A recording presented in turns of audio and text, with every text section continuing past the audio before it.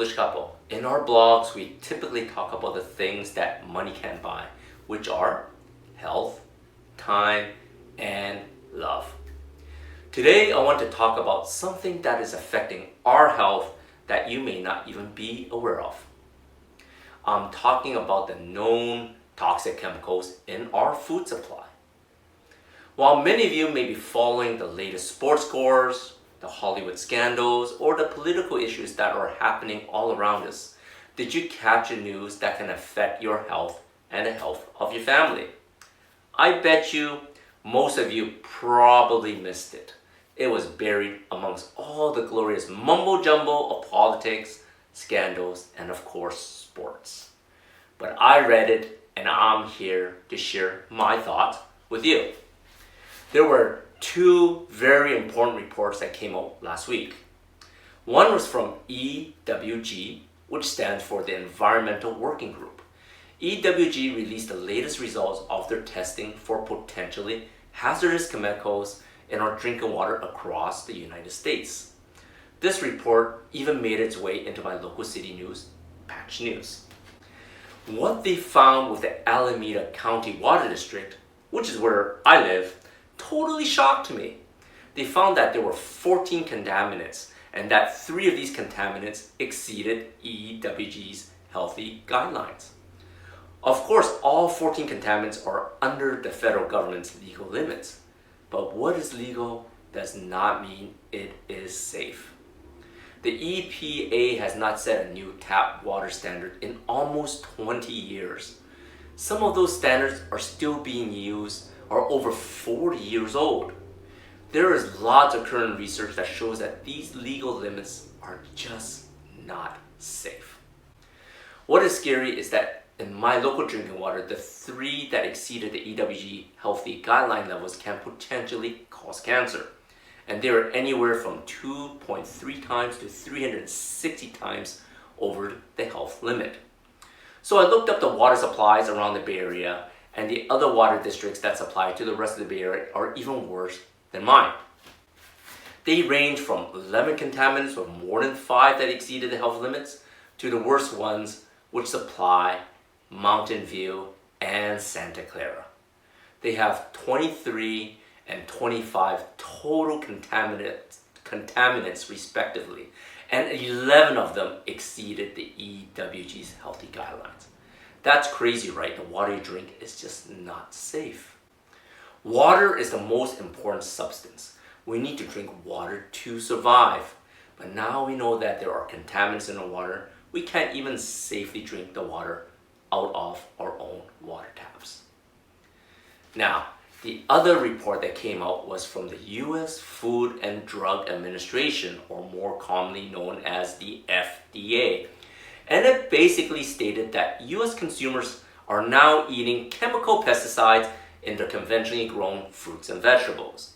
They found that 84% of domestic fruits, 53% of vegetables, 42% of grains, and 73% of samples categorized as other, which includes nuts, seeds, oils, honey, candy, beverages, spices, multi-ingredient products, and dietary supplements have chemical pesticide residues in them.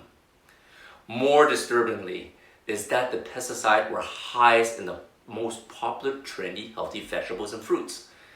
88% of apples and apple juice, 87% of grapes, grape juice and raisins, 91% of lemons and lemon juice, 92.6% of nectarines, 84% of strawberries, those sumptuous, tasty strawberries, 87% of kale, 82% of spinach, 86.6% of cucumbers, and 80% of refined oils. The FDA claims that the chemicals they found are within safe limits. But when is it ever safe to put toxic chemicals inside your bodies? There is abundant evidence that pesticides do pose a risk to human health. Besides, the limits they deem safe are done in short-term studies, not over a lifetime, and they are usually done on mice. The last time I checked, we're very different from mice, right? The scariest part is that the FDA is slowly raising what is considered safe limits for these toxic substances. These new safe limits are substantiated by research that's done not by third-party independent researchers such as EWG, but researchers from the manufacturers of the toxic chemicals themselves. Essentially, the FDA is not setting the limits. The chemical manufacturers such as Monsanto or Bayer now is policing what is considered safe limits for toxic chemicals in the food supply for us consumers. So here's the dilemma.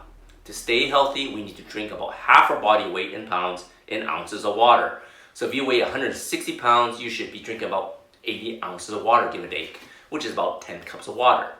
We know that vital minerals, vitamins, phytonutrients come from our fruits and vegetables, and we're encouraged to eat about 7 to 9 servings a day to get all the nutrients that our body needs, right? But if we follow these guidelines, we're not just drinking water and vital nutrients from our foods, we're also consuming all these added chemicals that are known to be toxic to our bodies long term. So, what can we do about it? First, you need to know, because this typically affects you and your family, to see your tap water quality in your area. Log on to ewg.org and type in your zip code to see how contaminated your water supply is and take precautionary measures to filter out those chemicals.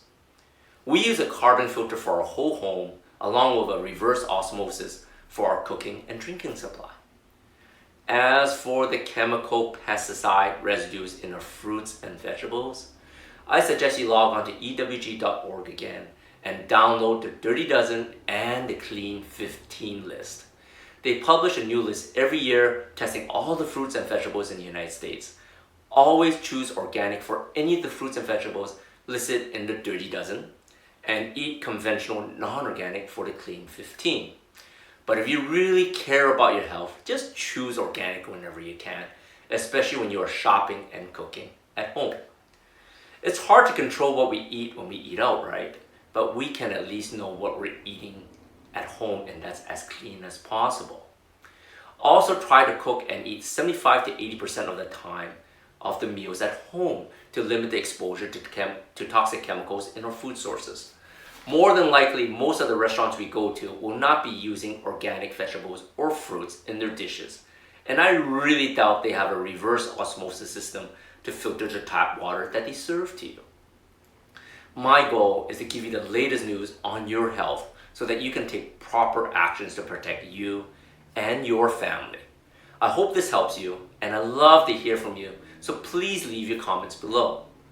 Until next time, love what you live and live what you love.